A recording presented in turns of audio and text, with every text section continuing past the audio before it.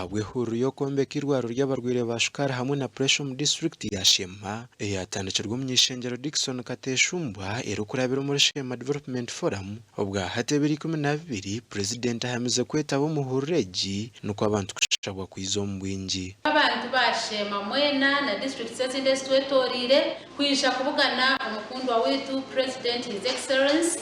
kandi ninshaba ngutwana twatanisize hamwe Okwetebeekanisiza Purezidenti okuhagira hakombekyerwa reri aba batireho ebintu bitarukushana ebirahwera kurundana sente ariko gutandika biro mwenda ni 10 guruho 15 guruho den guhendera ebiri 12 na Sheema rani nayo aho abarageta bemu esente ezukubihamu tukubahereza running kits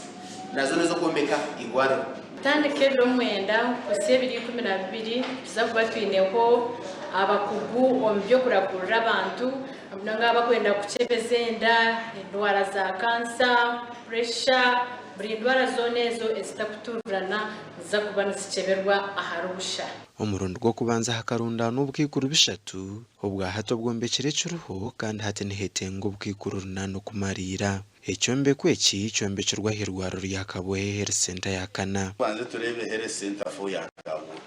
umunyamwasha babinge murundo gumwe nibase kubarema kurgira ihanga gutine sente mwene cyo tukashangura